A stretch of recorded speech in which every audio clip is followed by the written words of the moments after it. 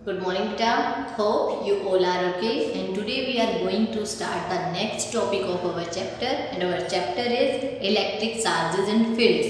और आज का हमारा टॉपिक है बेटा some basic properties of charge की कुछ बेसिक प्रॉपर्टीज के बारे में आज हम डिस्कस करेंगे। लेकिन उससे पहले हम थोड़ा सा रिवाइज कर लेते हैं। हमारे लास्ट लेक्चर में हमने क्या पढ़ा था? लास्ट लेक्चर हमारा था about the charge. What is charge? Charge क्या है? तो charge is an inherent property of a substance due to which it starts to exert some electrostatic force on another charged particle. Means charge अगर आ जाएगा तो एक substance है वो किसी दूसरे पार्टिकल पर क्या लगा पाएगा?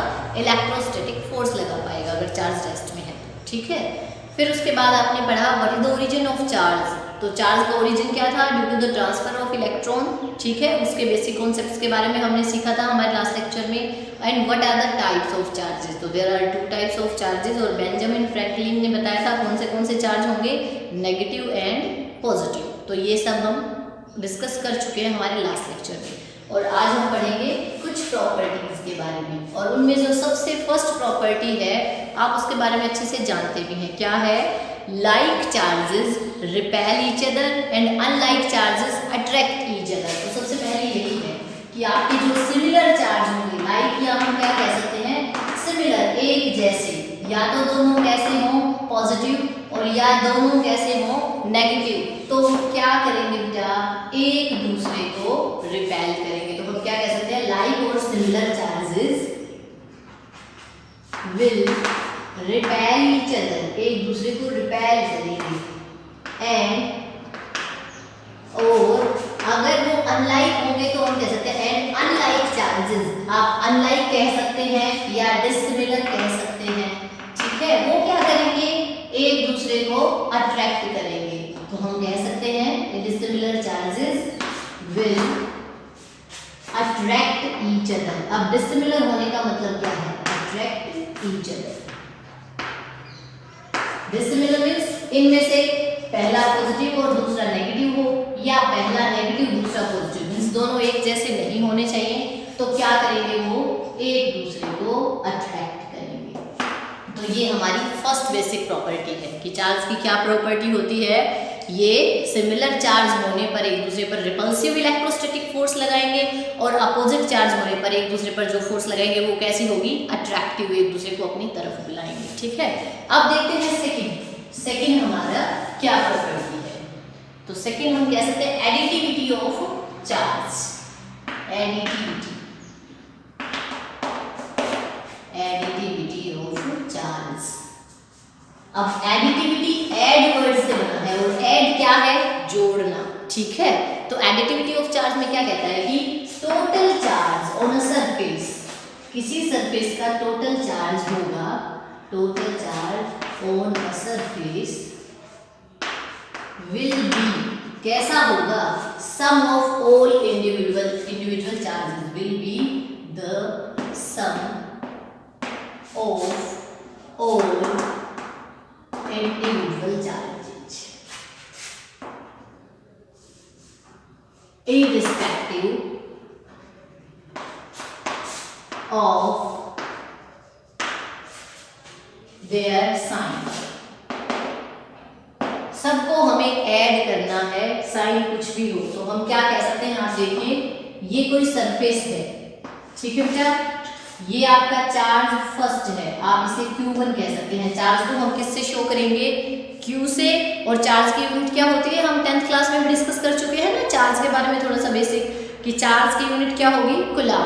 ठीक है, तो ये आपका फर्स्ट यहाँ पर चार्ज है Q1 और इसकी वैल्यू है बेटा +3, +2 कूलम मान लीजिए। ठीक है, नेक्स्ट इस हिस्से में कोई चार्ज आपने दे रखा है, इसको हमने कहा Q2 और इसकी वैल्यू है -4 कूलम।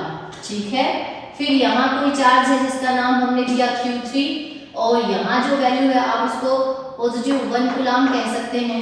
ठीक है, ये आपका क्या है? Q4 चार्ज है। यहाँ जो वैल्यू है आपकी मर्जी है, आप +3 कूलम कह सकते हैं। ठीक है, कितने भी हो सकती है। और उसके बाद आपके पास यहाँ एक और चार्ज मान लीजिए Q5। आपके इस सरफेस पर 5 अलग अलग जगह पर चार्जेस हैं और उसे हमने क्या मान लिया? कि यहाँ हमने चार्ज दे दिया माइनस का 2 कूलम, आप ये मान लीजिए, ठीक है। अब -2 या -3 कूलम कह सकते हैं आप, चलिए ये मान लिया हमने, ठीक है। तो टोटल चार्ज क्या होगा, तो according to additivity of charge, charge की प्रॉपर्टी है कि total charge sum of all individual charges होगा। तो आप कहेंगे our total charge Q will be the sum of all the charges, means Q1 plus Q2 plus Q3 plus Q4 plus Q5, ठीक है। अब इनकी वैल्यूज को हम पुट करेंगे, तो आपका Q1 फर्स्ट ये था पॉजिटिव 2 कूलम, ठीक है, प्लस में अब क्या जाएगा -4 कूलम। तो आपको यहाँ हमें तो ऐड ही कर रहे हैं लेकिन उसके साथ साइन को रखना पड़ेगा। अब यहाँ क्या जाएगा Q3 आपका ये है तो पॉजिटिव 1 कूलम है, Q4 आपका पॉजिटिव 3 कूलम है और Q5 आपका नेगेटिव 3 कूलम है, ठीक है। सबको जोड़ना है तो आपको पता है ऐड करेंगे तो पॉजिटिव एक साथ जुड़ जाएंगे, नेगेटिव एक साथ जुड़ जाएंगे और पॉजिटिव वालों के सामने टोटल पॉजिटिव साइन आएगा और नेगेटिव वालों के सामने टोटल नेगेटिव। तो अब देखिए पॉजिटिव कौन कौन है, आपका एक चार्ज पॉजिटिव ये है, एक चार्ज पॉजिटिव ये है और एक चार्ज पॉजिटिव ये है, तो टोटल 2 + 1 3 और +3 6, आपका आ गया 6 कूलम जो पॉजिटिव है प्लस में। अब देखिए यहाँ नेगेटिव कौन है 4 और 3, तो ये आ जाएगा माइनस का 7 कूलम। टोटल आप निकालेंगे 6 कूलम पॉजिटिव और 7 कूलम नेगेटिव, तो आपके पास रिजल्ट कितना आ जाएगा माइनस का 1 कूलम और ये आपका क्या है टोटल चार्ज है। तो एक्चुअली हमने क्या किया है सभी चार्जेस को ऐड किया है and this is called additivity of charge. इसी प्रॉपर्टी को हम एडिटिविटी ऑफ चार्ज करेंगे, ठीक है बेटा। तो एक्चुअली कंडक्टर्स में हम जब भी डिस्कस करते हैं तो कंडक्टर्स में आपका जो चार्ज है वो इक्वली डिस्ट्रीब्यूट हो जाता है ऑल ओवर द सरफेस। तो ऐसे बहुत सारे हम इतने सारे चार्ज देंगे तो इक्विवेलेंट चार्ज है वो कितना आ जाएगा ये आ जाएगा, ठीक है। और अगर कंडक्टर के बजाय आपके पास इंसुलेटर या डाइइलेक्ट्रिक है आपका मीडियम, तो चार्ज एक जगह एक्युमुलेट होके रहेगा, उस वक्त अलग अलग पोर्शंस में आपको चार्ज मिलेगा और उसका टोटल चार्ज हम निकालेंगे तो ऐड करेंगे तो रिजल्ट आपका यही आएगा, ठीक है। चलिए तो हम नेक्स्ट प्रॉपर्टी देखते हैं चार्ज की। नेक्स्ट प्रॉपर्टी बिल्कुल सिंपल है, आपने एनर्जी के बारे में जैसे पढ़ा है तो कंजर्वेशन ऑफ एनर्जी स्टडी किया है ना। क्या कहते हैं कंजर्वेशन ऑफ एनर्जी में, energy can neither be create nor be destroy, it only can be transfer from one body to another, एक या one form to another form हम ट्रांसफर कर सकते हैं। अब यहाँ चार्ज के बारे में भी कुछ ऐसा ही है, तो हम कहेंगे कंजर्वेशन ऑफ चार्ज, चार्ज का कंजर्वेशन, ठीक है। चार्ज को हम क्रिएट या डिस्ट्रॉय, वैसे डिस्ट्रॉय नहीं कर सकते, जनरेट या उसको इक्विलिब्रियम करके न्यूट्रलाइज कर सकते हैं। तो हम ये कह सकते हैं कि चार्ज जब क्रिएट होगा, जैसे हमने पढ़ा कि चार्ज क्रिएट होगा ट्रांसफर ऑफ इलेक्ट्रॉन से। अब इलेक्ट्रॉन का ट्रांसफर हुआ, जैसे हम NaCl का एग्जांपल कंसीडर कर रहे थे, सोडियम ने एक इलेक्ट्रॉन को डोनेट किया तो यहाँ 1 पॉजिटिव आ गया, और क्लोरीन ने एक इलेक्ट्रॉन को रिसीव किया, एक्सेप्ट किया, तो इलेक्ट्रॉन का नंबर बढ़ गया तो टोटल 1 नेगेटिव। अगर ये 2 को डोनेट करता तो यहाँ 2 पॉजिटिव होता और ये 2 को रिसीव करता तो यहाँ 2 नेगेटिव। तो मीन्स एक्चुअली जो चार्ज जनरेट हो रहा है वो इक्वल हो रहा है इन अपोजिट पेयर्स। मीन्स अगर यहाँ सिंगल पॉजिटिव जनरेट होगा तो यहाँ सिंगल नेगेटिव होगा, यहाँ डबल पॉजिटिव होगा तो यहाँ डबल पॉजिटिव, और वापिस अगर ये इसको अपना इलेक्ट्रॉन दे देगा तो यहाँ से एक नेगेटिव डिस्ट्रॉय हो रहा है ना, तो यहाँ से एक पॉजिटिव भी चला जाएगा। अगर ये पहले वाला जो एक लिया था उसे भी वापस कर दे यहाँ, तो इसका भी नेगेटिव खत्म, इसका पॉजिटिव खत्म, मीन्स चार्ज न्यूट्रलाइज हो जाएगा, इन पर कोई चार्ज नहीं रहेगा। तो कंजर्वेशन ऑफ चार्ज यही कहता है कि charge can be create and destroy in equal and opposite pairs only. Charge can be created or destroyed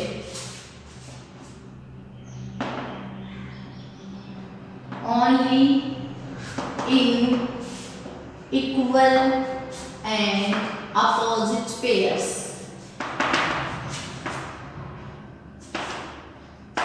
charge है उसे हम इक्वल और अपोजिट पेयर्स में ही जनरेट और डिस्ट्रॉय कर सकते हैं। Total charge of the system is always conserve, always constant. तो हम ये लिख सकते हैं total charge of the system is always constant या कंजर्व हम कह सकते हैं, कांस्टेंट और कंजर्व। ठीक है बेटा, तो ये थी आपकी कंजर्वेशन ऑफ चार्ज के बारे में। एक एग्जांपल और ले लेते हैं, आपको अच्छे से क्लियर हो जाएगा। हम कोई सिस्टम कंसीडर करते हैं, मान लिया हमने ये हमारा सिस्टम है, ठीक है। यहाँ पर 4 चार्जेस हैं अलग अलग, ये Q1 है, ये Q2 है, ये आपका Q3 है और ये आपका Q4 है। अलग अलग वैल्यू है इसमें। आप मान सकते हैं ये पॉजिटिव 2 था भाई, ठीक है। आप इससे कह सकते हैं कि ये तो न्यूट्रल है, न्यूट्रल भी हो सकता है जो भी सब्सटेंस है। इसे आप कह सकते हैं कि ये -3 है और इसे आप कह सकते हैं कि ये -1 है। क्लियर है? तो अब देखिए टोटल चार्ज क्या है आपके सिस्टम का। तो हम हमारी पिछली प्रॉपर्टी को यहाँ अप्लाई करेंगे, एडिटिविटी ऑफ चार्ज। तो टोटल चार्ज हम निकालने की कोशिश करेंगे, Q = Q1 + Q2 + Q3 + Q4। जब हम ऐड करेंगे, आपको पता है 2 तो पॉजिटिव है, फिर आ गया 0, फिर -3 और प्लस में -1 आ गया। तो ये पॉजिटिव 2 वैल्यू और ये नेगेटिव 4 वैल्यू, आपका रिजल्ट आ गया -2। क्लियर है? लेकिन आप ये मान लीजिए कि इस -3 ने एक इलेक्ट्रॉन को वापस कर दिया। किसे? इसे कर दिया, या आप मान लीजिए इसने इसको दे दिया। ठीक है, कोई किसी को ट्रांसफर कर सकता है। अगर ये इसे ट्रांसफर करेगा तो एक इलेक्ट्रॉन यहां से कम हो गया। -3 का मतलब था इट हैव 3 एक्सेस इलेक्ट्रॉन्स, इसके पास 3 ज्यादा इलेक्ट्रॉन है प्रोटॉन से ज्यादा, या इसके पास नॉर्मल जितने इलेक्ट्रॉन थे ये उससे 3 ज्यादा है। तो उसमें से एक इसने ट्रांसफर किया तो यहाँ बचेंगे 2 एक्सेस इलेक्ट्रॉन, और 2 एक्सेस इलेक्ट्रॉन है तो 3 को मुझे क्या लिखना पड़ेगा 2, और इसने इसे ट्रांसफर कर दिया। अब पॉजिटिव साइन का मतलब है ये 2 अपने खुद के थे उसमें से डोनेट कर चुका था, लेकिन अब एक इसके पास वापस आ गया है। तो अब इसके पास कमी किसकी है? सिर्फ एक की। तो हम इसे +2 की बजाय क्या लिखेंगे? +1। ठीक है, तो ये इसकी बजाय क्वेश्चन चेंज हो गया। लेकिन अब हम टोटल चार्ज निकालते हैं। टोटल चार्ज निकालेंगे Q1 + Q2 + Q3 + Q4। तो वैल्यू रखेंगे +1 + 0 -2 है ये वाला, और -1, तो प्लस में ये है -1।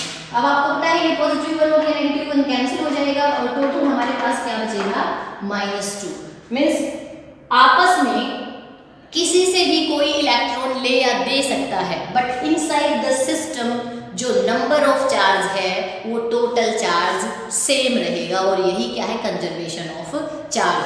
बाहर से अंदर कोई चार्ज नहीं आना चाहिए या अंदर से बाहर नहीं जाना चाहिए। Inside the system total charge conserve रहेगा, कांस्टेंट रहेगा। ठीक है, आप बहुत से एग्जांपल कंसीडर करके देख सकते हैं।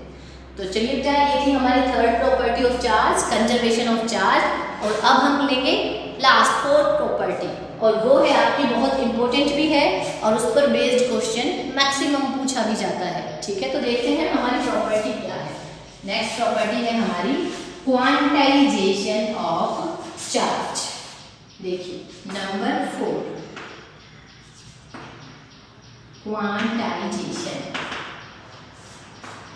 Quantization of charge. अब क्वांटाइजेशन बना है क्वांटिटी वर्ड से, क्वांटिटी टोटल कितनी अमाउंट है। ठीक है, तो एक्चुअली ये कहता है कि टोटल क्वांटिटी ऑफ चार्ज, यहाँ भी आपने देखा कि टोटल क्वांटिटी है, लेकिन ये टोटल क्वांटिटी बताता है कि सब्सटेंस पर अलग अलग कितने चार्जेस है, सबको मिला के टोटल जो हो रहा है। और वैसे ये बता रहा है कि जो रिजल्ट आएगा हमेशा वो result integral multiple of basic entity of charge के इक्वल होगा। अब बेसिक एंटिटी ऑफ चार्ज क्या है? सबसे पहले तो हम वो चीज समझते हैं, फिर इसे समझेंगे, है ना।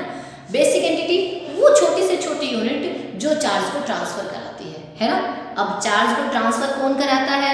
इलेक्ट्रॉन कराता है ना। इलेक्ट्रॉन के और टुकड़े हम नहीं कर सकते, तो इलेक्ट्रॉन वो बेसिक एंटिटी है जो चार्ज को ट्रांसफर कराएगी। चार्ज ट्रांसफर होगा तो वो या तो 1 इलेक्ट्रॉन से होगा, या 2 से होगा, या 3 से होगा। ऐसा तो नहीं है कि 1.5 इलेक्ट्रॉन 1.5 इलेक्ट्रॉन यहाँ से वहाँ ट्रांसफर हो गया। ठीक है, या 1.7 इलेक्ट्रॉन ट्रांसफर हो गया, 1.6 इलेक्ट्रॉन ट्रांसफर हो गया, 2.3 इलेक्ट्रॉन ट्रांसफर हो गया, ऐसा कभी नहीं होगा। इलेक्ट्रॉन जब भी ट्रांसफर होगा वो कंप्लीट इंटीजर होगा, मीन्स एक पूरा इलेक्ट्रॉन होगा, 2 होंगे या 3 होंगे या 4 होंगे, कंप्लीट नंबर होंगे। ऐसा कभी नहीं होगा 3.6 हो जाए, 4.2 हो जाए, कभी भी नहीं होगा। तो इसी को हम क्या कहते हैं, क्वांटाइजेशन ऑफ चार्ज। तो देखिए क्या इसका फॉर्मूला तो क्या था कि टोटल जो आपका चार्ज होगा वो Q1 plus Q2 plus Q3, जितने भी चार्जेस हैं सबका क्या होगा, सम होगा। और यहाँ क्या कह रहा है ये कि the total charge, the quantity of charge कह सकते हो या टोटल अमाउंट ऑफ चार्ज कह सकते हो, total quantity of charge of a substance या ऑफ एन ऑब्जेक्ट कह सकते हो, is always integral multiple of, always integral multiple of basic unit of charge, basic entity कह सकते हो, फंडामेंटल एंटिटी कह सकते हो, एंटिटी या यूनिट कह सकते हो, यूनिट ऑफ चार्ज। क्या कहा इसने कि क्वांटाइजेशन क्या कहता है, जो टोटल क्वांटिटी ऑफ चार्ज होती है, sorry charge of a substance is always integral multiple of basic entity या basic unit of charge. Means हम क्या कह सकते हैं कि टोटल क्वांटिटी को हम शो करेंगे Q से, और वो क्या होगा, integral multiple of basic entity of charge. और चार्ज की बेसिक एंटिटी कौन है, इलेक्ट्रॉन है। क्यों है वो पता चल गया होगा, क्योंकि ट्रांसफर ऑफ चार्ज इलेक्ट्रॉन की वजह से होता है। 1 2 3 4 5 इलेक्ट्रॉन, इलेक्ट्रॉन हमेशा कंप्लीटली ट्रांसफर होगा, हाफ 1/4 2/3 ऐसा कभी नहीं होगा, ठीक है। और हम ये लगाएंगे आगे प्लस माइनस, तो यहाँ ये जो आपका n होगा ये होगा 1 2 3 कंप्लीट इंटीजर। और ये पॉजिटिव और नेगेटिव किस लिए है वो सुन लीजिए। पॉजिटिव आपको पता है, इलेक्ट्रॉन जब ट्रांसफर होंगे तो उस केस में जिसने डोनेट किया है, जिसने दिया है इलेक्ट्रॉन, वहाँ नंबर ऑफ प्रोटॉन्स इंक्रीज हो जाते हैं और नंबर ऑफ इलेक्ट्रॉन्स कम हो जाएंगे। Means number of proton increase होने के बजाय हम ये कह सकते हैं कि नंबर ऑफ प्रोटॉन तो जो थे वही रहेंगे, लेकिन इलेक्ट्रॉन्स हैं वो पहले से कम हो गए, तो जो टोटल चार्ज होगा वो पॉजिटिव आएगा, रिजल्ट है वो पॉजिटिव रहेगा। उस वक्त हम पॉजिटिव साइन लगाएंगे। तो मीन्स हम क्या कह सकते हैं, जो डोनेट करेगा वहाँ पॉजिटिव साइन आएगा। अब जिसने गेन किया है, एक्सेप्ट किया है, उसके पास पहले क्या था, नंबर ऑफ इलेक्ट्रॉन और प्रोटॉन इनिशियली सेम होंगे, लेकिन एक्सेप्ट करने के बाद नंबर ऑफ इलेक्ट्रॉन तो इंक्रीज हो गए और प्रोटॉन जितने थे उतने ही रहेंगे। तो इस वजह से वहाँ जब हम टोटल चार्ज कैलकुलेट करेंगे तो साइन कैसा आ जाएगा, नेगेटिव। तो आप कह सकते हैं इलेक्ट्रॉन डेफिशिएंट को हम पॉजिटिव चार्ज से डिनोट करेंगे और इलेक्ट्रॉन एक्सेस को हम नेगेटिव चार्ज से डिनोट करेंगे। और इसी फॉर्मूला पर बेस्ड ज़्यादातर क्वेश्चंस भी आते हैं, ठीक है। एक ये था, इस पर बेस्ड डायरेक्ट ऐसे ही टोटल चार्ज का क्वेश्चन आएगा, या कहीं हम गॉस थ्योरम वगैरह में अप्लाई कर पाएंगे इस नॉलेज को। लेकिन अब हम इसको देखते हैं कैसे न्यूमेरिकल्स यहाँ से आते हैं। तो एक बार आप इसको देख लीजिए बेटा, हम साफ करते हैं और क्वेश्चन लेते हैं। देखिए, ठीक है, हो गई प्रॉपर्टीज। चलिए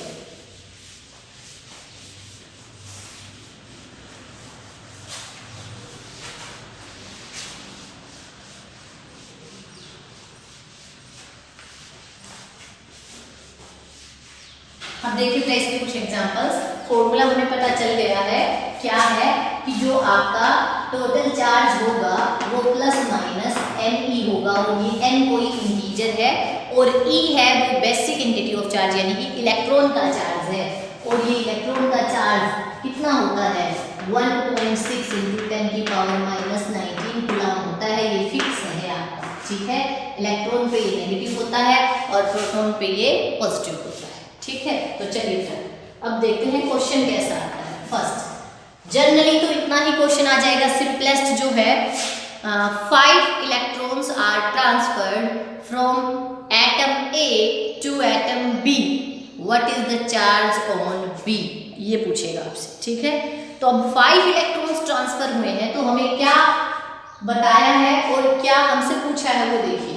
आपसे इसने टोटल चार्ज ऑन B पूछा है ना, B का चार्ज पूछा है और ट्रांसफर ऑफ इलेक्ट्रॉन कितने हुए हैं, 5 हुए हैं। और E आपको पता है, E है फिक्स 1.6 × 10⁻⁻19 कूलम। आपको Q भी निकालना है। अब Q भी निकालने के लिए फॉर्मूला तो आपको पता है कि आपका फॉर्मूला होगा Ne, प्लस लगाएं या माइनस लगाएं वो डिपेंड करेगा आपके नॉलेज से। A to B ट्रांसफर हुए हैं, इसका मतलब A ने डोनेट किया है और B ने रिसीव किए हैं, एक्सेप्ट किए हैं। अब जो एक्सेप्ट करता है उसके सामने कैसा साइन आएगा, नेगेटिव आएगा, क्योंकि उसके इलेक्ट्रॉन्स बढ़ गए हैं पहले से। तो यहाँ हम माइनस लगाएंगे और अब हम वैल्यू पुट करेंगे और रिजल्ट निकाल देंगे। तो हम ये कह सकते हैं कि 5 ट्रांसफर हुए हैं, 5 लगाएंगे नेगेटिव साइन के साथ इंटू 1.6 × 10⁻⁻19 मल्टीप्लाई करेंगे। आपको पता है 6 5 जा 30, 3 है आपका कैरी और 1 5 जा 5 और 3 हो गया 8। अब 1 के बाद डेसिमल था तो हम यहाँ डेसिमल लगाएंगे और ये आ जाएगा 10⁻⁻19। तो चार्ज ऑन B आपने निकाल दिया, वो कितना होगा, नेगेटिव 8.0 × 10⁻⁻19 कूलम।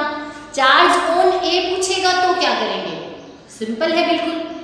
A ने B को ट्रांसफर किया, it means A have deficiency of electrons.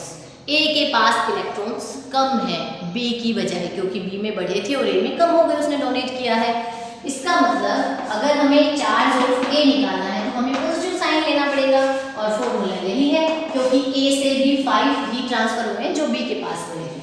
तो यहाँ हम प्लस 5 × 1.6 × 10⁻⁻19 करेंगे, रिजल्ट पॉजिटिव 8.0 × 10⁻⁻19 कूलम आ जाए। ठीक है, तो ये था आपका डायरेक्ट जो कोई क्वेश्चन पूछा जाएगा। इसके बाद और कैसा क्वेश्चन पूछा जा सकता है, देखिए क्लियर है। यहाँ से आपसे ये कह सकता है an atom have deficiency of such electrons या excess of how many electrons, जो भी देगा तो डेफिशिएंसी कहेगा तो आपको पॉजिटिव यूज करना है और एक्सेस कहेगा तो आपको नेगेटिव यूज करना है। अब देखिए नेक्स्ट टाइप क्या है। अब फॉर्मूला से Q निकालना आपको पता चल गया। आप क्या करेंगे, जितने इलेक्ट्रॉन्स ट्रांसफर हुए हैं वो नंबर यहाँ पुट करेंगे। इलेक्ट्रॉन की वैल्यू फिक्स है और ट्रांसफर होने का देखेंगे गेन हुआ है या लॉस हुआ है, उसके अकॉर्डिंग हम साइन लगाएंगे। ठीक है, उसके बाद हमसे नंबर ऑफ ट्रांसफर्ड इलेक्ट्रॉन भी पूछे जा सकते हैं कि इलेक्ट्रॉन्स हैं वो कितने ट्रांसफर हुए। तो क्वेश्चन कुछ इस तरह होगा कि the total charge on a substance is, आपसे कहा जा सकता है 96 × 10⁻10। ये आपको चार्ज दे दिया, आप मान लीजिए, ठीक है, coulomb. The given charge is this, ठीक है, और ये कहेगा calculate how many electrons are transferred, कितने इलेक्ट्रॉन्स ट्रांसफर हुए हैं। ठीक है, तो आप क्या कह सकते हैं, एज वी नो गिवन है Q इतना दे दिया और E आपको क्लियर है ऑलरेडी, E की वैल्यू फिक्स है 1.6 × 10⁻⁻19। अब हमें कैलकुलेट क्या करना है, N number of transferred electron calculate करने हैं। तो फॉर्मूला Q = N है, तो हम N को Q/E कह सकते हैं, है ना। तो फॉर्मूला में पुट करेंगे Q/E। Q है 96 × 10⁻10 और ये है आपका 1.6 × 10⁻⁻19, है ना। डेसिमल इसका हम रिमूव कर रहे हैं तो आप यहाँ एक n लगा सकते हैं। अब 16 से देखते हैं कि कितने पर जाएगा। 16 6 से 96 आई थिंक 6 पर गया, 10⁻⁻19 ऊपर जाकर +19 हो जाएगी और ऑलरेडी वहाँ 10⁻10 और इंटू 10 यानी कि 10⁻11 है। 11 में 19 को ऐड करोगे तो कितना हो जाएगा, 10⁻30। तो आपका रिजल्ट आ जाएगा 6 × 10⁻30 इलेक्ट्रॉन्स। ये नंबर ऑफ ट्रांसफर्ड इलेक्ट्रॉन्स है ना। यहाँ जो ये पावर है ये पॉजिटिव की बजाय वो नेगेटिव कह देता तो क्या करते, यहाँ तक तो क्लियर है ना। अगर वो कहता कि ये ट्रांसफर हुए हैं तो हम यहाँ माइनस लगा सकते थे, तो हमारा रिजल्ट क्या हो जाता, हमारा रिजल्ट 10 और ये 10 इसका हो गया तो ये 9 बन जाएगा। ये 19 ऊपर जाकर पॉजिटिव होगा तो आपके पास बचता +10, तो मीन्स रिजल्ट ये वेरी हो जाता। ठीक है, तो मीन्स क्या पूछा जा सकता है, टोटल क्वांटिटी ऑफ चार्ज पूछी जा सकती है। तो आप नंबर ऑफ ट्रांसफर्ड इलेक्ट्रॉन को मल्टीप्लाई करेंगे E से। आपसे नंबर ऑफ ट्रांसफर्ड इलेक्ट्रॉन पूछे जा सकते हैं तो आप टोटल चार्ज को डिवाइड करेंगे E से। क्लियर है। अब एक टाइप और है बेटा, आपसे ये पूछा जा सकता है, कोई भी चार्ज की वैल्यू दी होगी कि the given charge is this, is it possible और नॉट। आपको चार्ज की वैल्यू देकर पूछा जाएगा क्या ये चार्ज पॉसिबल है, मीन्स ऐसा चार्ज हो सकता है या नहीं, पॉजिटिव या नेगेटिव कुछ भी हो, उसमें हमें क्या करना है, जो चार्ज की वैल्यू दी होगी उससे हमें n निकालना है, नंबर ऑफ ट्रांसफर्ड इलेक्ट्रॉन। क्योंकि हमने डेफिनेशन में ही पढ़ा है कि जो ट्रांसफर्ड इलेक्ट्रॉन होते हैं वो कैसे होते हैं, integral multiple of basic entity, यानी कि जो हमारा n हो वो क्या होना चाहिए, एक इंटीजर होना चाहिए। इंटीजर एक कंप्लीट नंबर 1 2 3 4 5 होना चाहिए, ठीक है। तो अगर कंप्लीट नंबर हमारा आ रहा है तो हम कहेंगे yes this charge is possible, और अगर नहीं आ रहा तो हम कहेंगे this charge is not possible. तो हम देते हैं द गिवन चार्ज इज, हमसे चार्ज दे दिया, आप मान लीजिए 36 × 10⁻⁻90, ठीक है कूलम। तो कहेंगे given charge is this, is this charge is possible और नॉट। तो देखिए अब ये चार्ज पॉसिबल है या नहीं, तो हमें n की जरूरत पड़ेगी। n अगर इंटीजर आ गया तो ये पॉसिबल है, नहीं आया तो पॉसिबल नहीं है। अब n की जरूरत है तो e का पता होना चाहिए, 1.6 × 10⁻⁻19 कूलम है, ये आपको रिमेंबर रखना है हमेशा। n को कैलकुलेट करेंगे तो क्या आएगा q/e, अब q/e है तो 36 × 10⁻⁻19, वो पॉजिटिव कहे तो यहाँ पॉजिटिव लगाएंगे, वो नेगेटिव कहे तो यहाँ नेगेटिव लगाएंगे, आपको पता चल जाएगा। पॉजिटिव है तो इसने क्या किया है डोनेट, और नेगेटिव है तो इसने क्या किया है गेन, ठीक है। तो अब देखिए बेटा डिवाइडेड बाय 1.6 × 10⁻⁻19, अब पावर से पावर तो कैंसिल, इसका हम अगर डेसिमल रिमूव करेंगे तो यहाँ आ जाएगा 10। अब हम कैंसिल करने की कोशिश करते हैं, देखिए एक मिनट, यहीं से देख लीजिए 16 से जब हम इसे कट कर रहे हैं 16 2 पर जाएगा, 16 2 जा कितना होता है 32। अब 32 है तो कैरी कितना बचेगा 4, डेसिमल लगाएंगे तो 0 हो जाएगा, अब हो गया ये 40, अब बन जाएगा ये 16 2 जा अगेन 32 और हमारे पास 8 बचेगा, और 16 5 जा 80। तो आप करके देखिए जरा यही आ रहा है क्या, ठीक है। अब आपके पास देखिए वैल्यू है 2.25 × 10, अब 10 को भी अगर मैं इसमें मल्टीप्लाई करूँ तो ये मिलेगा 22.5, क्लियर हो रहा है। अब 22.5 इज नॉट एन इंटीजर, ये 22.5 इंटीजर नहीं है, डेसिमल आ गया, इसका मतलब इस टाइप का चार्ज है वो पॉसिबल नहीं है। तो आप कह सकते हैं this charge is not possible, ये चार्ज पॉसिबल नहीं होगा, ठीक है। लेकिन एक चीज और बेटा ध्यान में रखनी है, माइक्रोस्कोपिक और मैक्रोस्कोपिक के बारे में थोड़ा सा आपने पढ़ा होगा। माइक्रोस्कोपिक बहुत स्मॉल साइजेस को हम, नैनो साइजेस को हम डिस्कस करते हैं, माइक्रोस्कोप से देखने लायक ऑब्जेक्ट्स को, है ना। और मैक्रोस्कोपिक जो हमारी क्लासिकल फिजिक्स है वो मैक्रोस्कोपिक ऑब्जेक्ट्स पे ही डिपेंड करती है, इजीली जिसको हम देख पाते हैं, ऑब्जर्व कर पाते हैं, ठीक है। तो मैक्रोस्कोपिक लेवल पे कई बार जब हम स्टडी कर रहे होते हैं उस वक्त हम इसे नेग्लेक्ट कर सकते हैं, क्योंकि मैक्रोस्कोपिक लेवल पे बहुत ज़्यादा नंबर ऑफ ट्रांसफर्ड इलेक्ट्रॉन होते हैं, तो पॉइंट्स में अगर थोड़ी बहुत कोई वैल्यू आती है तो उसे नेग्लेक्ट किया जा सकता है, लेकिन सिर्फ कब, मैक्रोस्कोपिक लेवल पे, माइक्रोस्कोपिक पे बिल्कुल भी नहीं। तो एक्चुअली ये 3 टाइप थी अलग अलग बेटा, जहाँ हम क्वांटाइजेशन ऑफ चार्ज को यूज कर पाएंगे, ठीक है। नेक्स्ट लेक्चर में हम पढ़ेंगे कूलम्ब्स लॉ के बारे में, कि कूलम्ब्स लॉ क्या है और उसकी वेक्टर फॉर्म क्या होती है। तो तब तक आप इससे रिलेटेड जितने भी क्वेश्चंस आपकी बुक में दिए उन्हें सॉल्व करने की कोशिश कीजिए। कोई डाउट है तो मुझसे पूछिए बेटा, और be healthy and be safe बेटा। Thank you so much.